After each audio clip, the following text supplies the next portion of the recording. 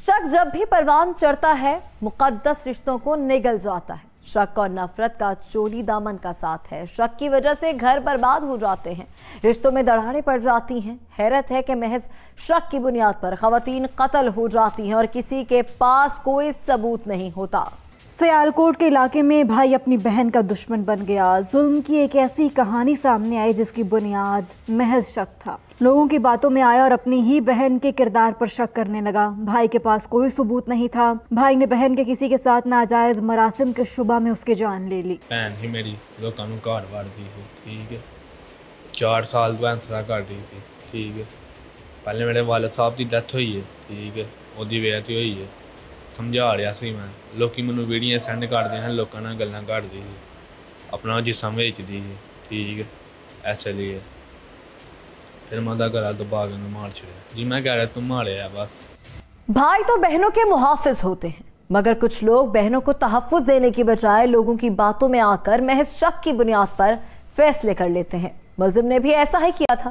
उसने अपनी बहन से पूछना भी गवारा ना किया कि सच्चाई क्या है। सिर्फ शक की बुनियाद पर फैसला किया और अपनी बहन की जिंदगी छीन ली। ये एक ऐसी मुजरमाना सोच का नतीजा है जो कि हमारे माशरे पर बुरी तरह से हावी होती जा रही है। गैरत के नाम पर कत्ल हो, कत्ल मज़हब के नाम पर हो, कत्ल सियासत के नाम पर या किसी और नाम पर कत्ल किया जाए, इसकी तो ना तो पाकिस्तान के आइन में गुंजाइश है, ना इस्लाम किसकी इजाज़त देता है, और ना ही कोई आलमी जो मायदे हैं जिनके हम लोग बसीयत नेशन, बसीयत कौम, बसीयत हुकूमत जो हैं हम लोग इसके जो रुकन हैं उसके जो उसके साथ मुतफिक हैं, उन मायदों के पाबंद हैं हम लोग। उसमें किसी किस्म की कोई इजाज़त नहीं है कि इसको आप अगर मज़हब के नाम पर कत्ल करते हैं, आप गैरत के नाम पर कत्ल करते हैं, तो वो एक उसको आप किसी हकीकत का रूप दे सकते हैं या उसको जस्टिफाई कर सकते हैं।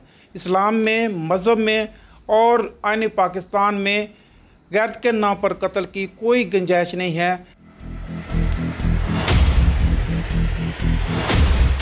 जुल्म की सजीब दास्तान पर हर शख्स हैरान है। अना की तस्कीन के लिए बहन की जान लेना गैरत के नाम पर कत्ल करार दिया जा रहा है। नाहक खून किसी भी सूरत में काबिल कबूल नहीं।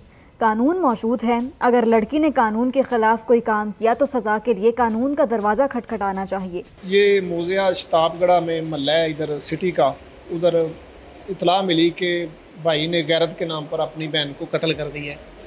तो फ़ौरन मौके पे गए, जाके देखा वो बेचारी, उसका गला दबा के उसको कत्ल किया गया था। तो जो उसका भाई था वो भाग गया था। तो उधर महल्ले में इंफॉर्मेशन कलेक्ट करके उसको गिरफ़्तार किया। गिरफ़्तार करके बंदा वलाद किया तो उसकी इंटेरोगेशन की, तो उसने बताया कि मुझे लोगों ने बताया था कि मेरी बहन के लोगों के साथ नाजायज़ तल्लुकात थे, तो मुझे गुस्सा आया, गैरत आई, उसी वजह से मैंने उसको कत्ल कर दिया।